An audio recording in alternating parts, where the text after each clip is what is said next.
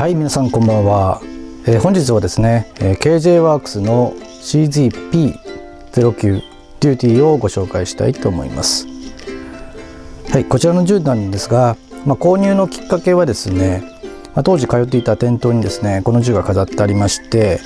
非常にちょっと気になっていたといったところがあります。私当時丸いの銃以外買ったことがなかったので、この銃を買うか非常に迷っていました。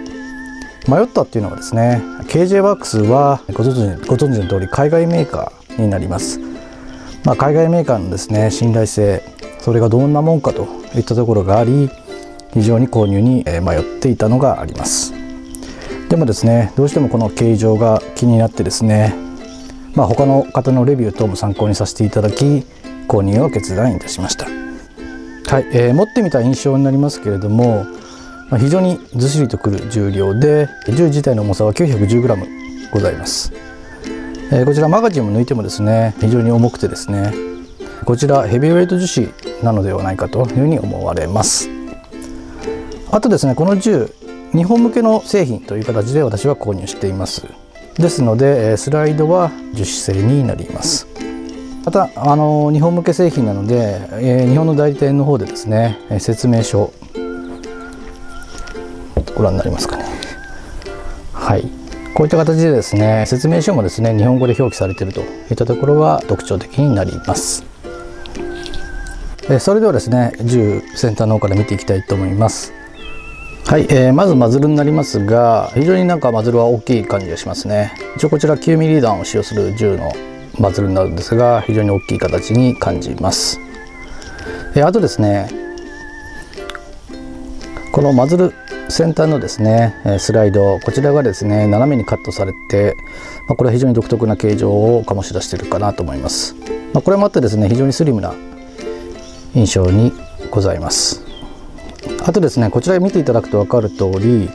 上のスライドをですね、下のフレームがですね包み込むような形状にこちらですねなっているのも非常に特徴的になります。これもあり、全体的にですね非常に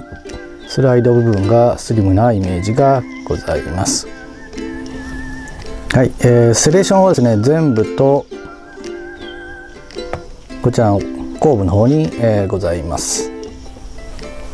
あとですね、このステッピングがですね、こちらと、あとグリップにもございます。はい、こちらのステッピングですが、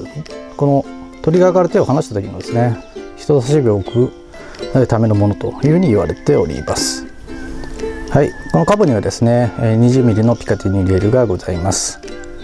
パーティングラインは若干残っている感じがありますね。はい、続いてグリップになります。先ほど申した通りですね、ステッピングが非常に粗めでですね、グリップ力は非常に高いです。握った印象もですね、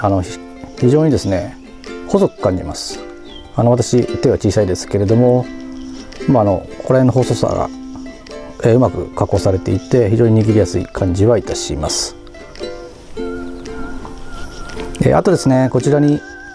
ピンがございます。でこちらを抜くとですね、ハンマースプリングがこちらから出てくるような形になります。でハンマースプリングはですね、標準で夏用と冬用の2種類が用意されております。こちら抜く際ですね、スプリングが飛び出すので非常に注意が必要になります。あとこのバックストラップですね、こちらもですね一応外せるんですが、交換用のものは用意されてはおりません。あとですね、こちらに CZ のですねロゴが入っている形になります。はい、こちら KJ ワークスはですね CG チェスカーズブロヨフカのライセンスを取得しているということで、こうした刻印ですね、はい、こういったものが、実銃と同様の刻印が再現されているというふうに言われています。ただしですね、はい、この右側面になりますと、こちらがこれ日本向け仕様だけだと思うんですけれども、こちらには何も刻印がないというような状況になります。はい、あとセーフティーはですね、こちらと、逆側にもございます。アンビタイプになります。でこちらはですね、このハンマーを起こしている状況ではかかりません。ハンマーを倒すとコック&ロックという形になります。はい、あとですね、こちらの、銃はですね、ダブルアクションでの発射も可能になります。ダブルアクションのトリガープルはですね、ちょっと、重めだと思います。ただ、シングルアクションのトリガープルはですね、非常に、柔らかいです。これ CG シリーズの特徴なのかもしれないですけれども、非常にいいトリガープルになっております。これ数あるトリガーの中でもですね、トップクラスじゃないかなと私は思っております。はい、あとアウターバレルはですね、金属製になっております。金属製のおかげでですね、非常にスライドを閉じるとですね、いい音がする感じがします。はい、続いてマガジンになります。マガジンの相談数は25発になります。これ初期についているですねマガジン、今こちらになりますけれども、こちらはですね、光沢のあるマガジンになっております。ただですね、予備マグとして購入した、最近のマグはですね、お分かりになりますかね、こちら光沢がないタイプですね。艶消しのタイプになります。はい、続いてですね、フィールドスリッピングしたいと思います。まずマガジンは抜いておきます。で、こちらですね、スライドをですね、はい、ここの切り欠きに合わせていただいて、スライドストップレバーを抜きます。そうするとですね、スライドが前に出るような形になります。はい、あとはですね、こちらがリコイルスプリングガイドで、アウターバレルという形になります。中身に関してはですね、今のところですね、何もいじってない状況になります。このインナーバレルのですね、これが金色で目立つので、できればですね、こちらシルバートに変えたいなとは思っております。はい、それではですね、元に戻したいと思います。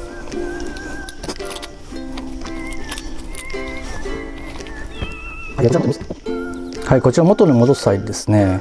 ここのレバーがですね、上がって引っかかるんですね。なのでこちらを倒しながら引いてあげると。で、切り欠きに合わせていただくということが必要になります。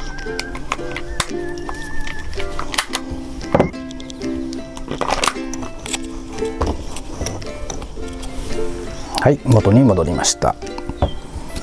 はい、それではですね、今まで不具合等のことについてですね、ご説明したいと思います。これ故障ではないんですけれども、こちらマガジンですね。マガジンのですね、この注入バルブになるんですが、こちらがですね、ガスが入りづらいです。入れてもですね、すぐ吹き出しが出てガスがあまり入らないといった現象が起きます。こちらいろんなネットでですね、いろんな対策等書かれていますが、私もですねそちら参考にさせていただいて、一番いいのはですね、こちらのマガジンの注入バルブですね、その中にあるですねインナーバルブの動きを調整するといった調整方法がね一番いいかなというふうに思います。それをすることによって日本のマガジンほどではないですが、マガジンにガスは入りやすくはなりました。これ最初の買ったものがですねそういう風になってるのかなと思っていたんですが、どうやら予備マグで買ったこれ去年購入しましたが、こちらも同様でした。なので、マガジンに関しては改良がされてないというふうに思われます。はい、あとですね、マガジンキャッチのところですね、当初打っていたらですねどうもスライドストップがかからないと、あとリコイルもちょっと弱く感じるといったことが起きまして、初めはいろんな、注入バルブを変えたいですとかそういったことをやってみたんですけれども、どうもそこはうまくいかないということで、偶然ですね、マガジンの下からですね、このような形で押さえながら打ってみたらですね、リコイルが戻ったといったところがあって、どうもマガジンキャッチとマガジンの接合部ですね、そちらの緩みが発生しているといったことが原因で、発射に、ちょっとですねリコイルが弱くなるという現象が起きました。これですね、予備マグに変えてですね、打ってみたらですね、後のリコイルに戻ったといったこともあって、原因はマガジン側にあったのかなというふうに今は認識しています。不具合というかですね、それはそれぐらいでして、他はですね故障は一切ないです。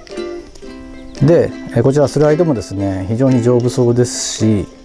マフライのスライドよりもですね耐久性はあるように感じられます。はい、全体の感想になりますが、まずはですねこのデザイン非常に特徴的で、CG シリーズの好きな人にはですね、CG75 も含めですね、こちらの09、こちらも非常にデザイン的にはいいかなと私は思っております。またこの重量ですね、非常にずっしりとくる重量も良くてですね、先ほど申し上げた通りですね、トリガープル、これはですね本当にトップクラスだと思います。先ほど言ったようにマガジンのですねガス注入の問題とですね、私の答えだけかもしれませんが、マガジンキャッチの緩み、こういった不具合等も若干あってですね癖のある銃かもしれませんが、実射性能はですね素直な弾道でですね非常に初速も高めですし良いかと思います。ただですね、狙っている位置よりですね多少、上の方に行く傾向があるのかなということがあって、長距離というかですね長い弾道をまっすぐ飛ばすといったことにはいろんな工夫が必要なのかもしれません。はい、KJ ワークスさんですね CG 社の正式ライセンスを持っているということなので、ぜひですねこの後継機 CGP10 をですねモデリングしてくれたらいいかなというふうに私は思っております。はい、それではこの後ですね実写の動画もございますので、よろしければご覧ください。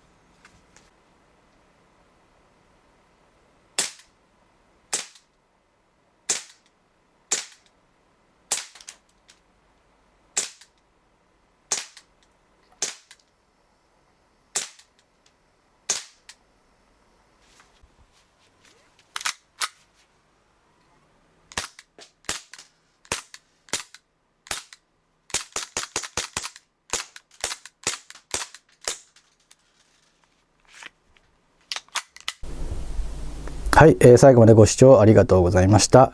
またお会いする日までさようなら。